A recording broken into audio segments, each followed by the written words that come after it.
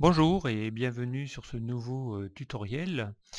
Aujourd'hui donc tuto dédié à la continuité de mes séries là, de création de mes indicateurs de performance. Donc aujourd'hui je vais vous apprendre à en créer un nouveau et notamment donc pour ceux qui travaillent peut-être voilà, dans les ressources humaines, ça peut être intéressant d'avoir construire une petite pyramide des âges mais sous format d'indicateurs de style widget.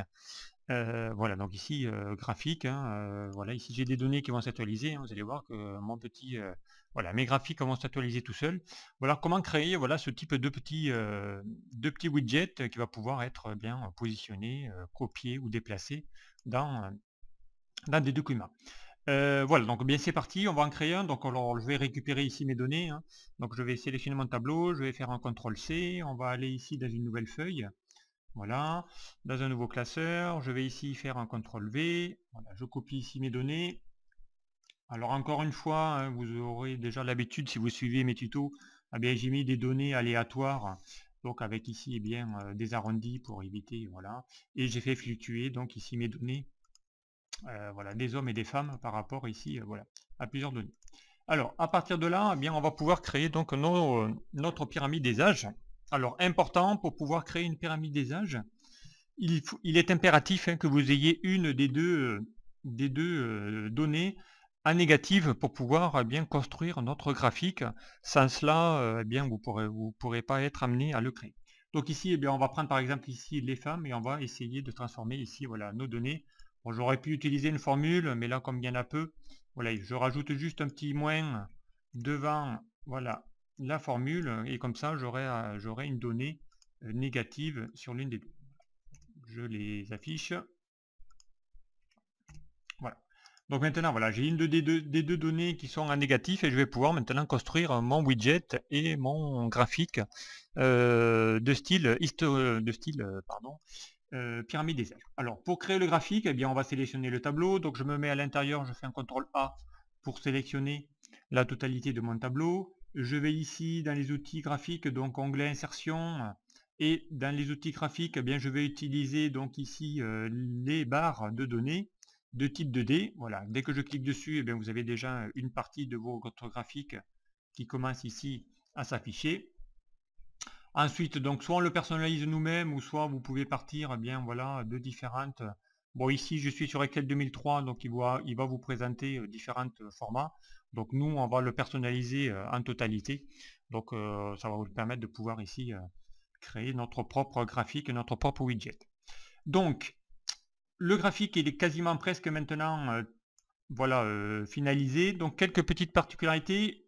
Une première chose, on va déplacer ici notre axe vertical qui se trouve au milieu. Donc ici, je sélectionne mon axe vertical, je vais faire un clic droit, mise en forme de l'axe.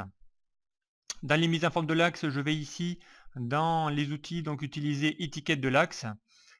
Et dans les étiquettes, position de l'étiquette, et là on va lui dire donc en bas. Donc et là automatiquement, vous voyez, il va se décaler sur la gauche, donc il va se mettre en bas du graphique. Ça c'est la première étape. La deuxième étape sera donc de mettre ici nos données l'une en face de l'autre. Vous voyez qu'ici il y a un décalage entre ici les femmes et les hommes en bleu.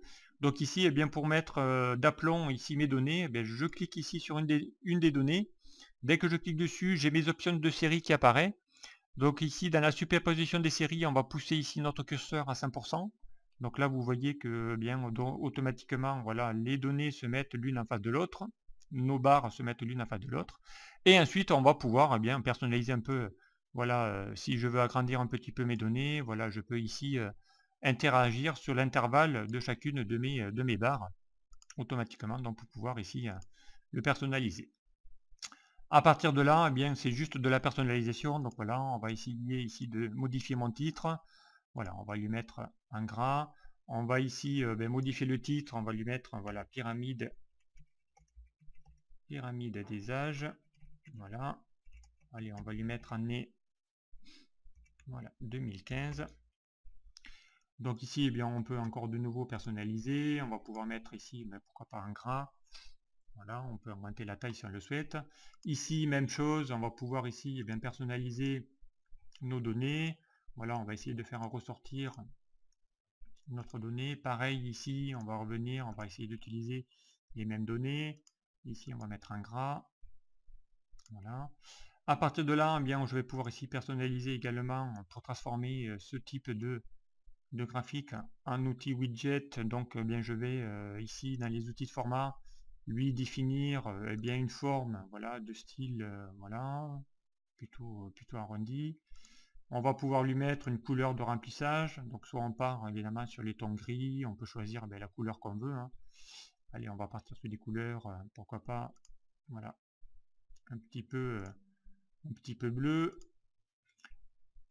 Voilà, donc ici, eh bien après, ben voilà, il y a que le petit widget est maintenant quasiment terminé. Donc on aurait pu changer les couleurs, hein, si on veut mettre ici, voilà, les femmes, on va lui mettre une couleur de remplissage. Bon, en couleur de remplissage, on va pourquoi pas les colorier, aller en, on va les mettre peut-être en violet. Ici, on va les mettre d'une autre couleur. Là, on peut le mettre en bleu. Voilà, donc après, à vous de choisir les couleurs, de les personnaliser. Et voilà, bien maintenant, j'ai mon widget que vous pouvez évidemment déplacer, puisque c'est un graphique, hein, que vous pouvez copier. Donc ici, hein, rien n'empêche de pouvoir faire un CTRL-C, et ici, voilà, pouvoir ici de les copier automatiquement sur une autre feuille ou un autre document. Voilà, si je fais F9, vous voyez que les données vont s'actualiser automatiquement, puisqu'il va garder le lien avec ma source de données. Voilà, donc ici, j'ai mes données qui s'affichent. Dernière option ici pour ne pas éviter, pour éviter de laisser ici les chiffres en négatif, hein, en bas, eh bien on va sélectionner ici notre axe horizontal, on va faire un clic droit, on va faire mise en forme de l'axe. Dans la mise en forme de l'axe, on va aller en bas chercher ici l'outil nombre, et dans l'outil nombre, on va ici dans format, lui donner un format personnalisé. Donc ici, vous allez taper standard, point virgule, standard. Voilà, et vous allez lui dire ici ajouter, et vous allez voir qu'automatiquement le fait ici de transformer cette présentation et de lui dire ici standard point virgule standard va vous permettre de pouvoir supprimer donc ici le signe moins qui était ici sur vos données des femmes, puisque c'est elle que j'avais mis en négatif. Voilà, pour pouvoir ici modifier et présenter voilà, le document un peu plus joliment. Voilà, donc ici, eh bien maintenant, votre document est maintenant finalisé. Hein. Donc vous allez pouvoir ici, à partir de là, eh bien, lui changer des couleurs. Hein. On peut repartir de nouveau sur des couleurs différentes. Voilà, on peut partir sur du jaune. Voilà, ici, je me retrouve avec un graphique qui va être totalement actualisé. Dès que vous allez actualiser vos données, eh bien, automatiquement, votre pyramide va s'actualiser. Voilà. Eh bien, voilà un nouvel indicateur. Hein. Je vous avais dit que j'allais essayer de vous créer plusieurs indicateurs et vous montrer comment on va pouvoir les générer automatiquement. Eh bien, voilà un de plus que vous allez pouvoir utiliser si vous faites bien ou travaillez dans les ressources humaines ou autre, pour pouvoir calculer des pyramides des âges. Voilà, merci de m'avoir suivi. Ce tuto est maintenant terminé. À très vite sur un prochain tuto. Au revoir.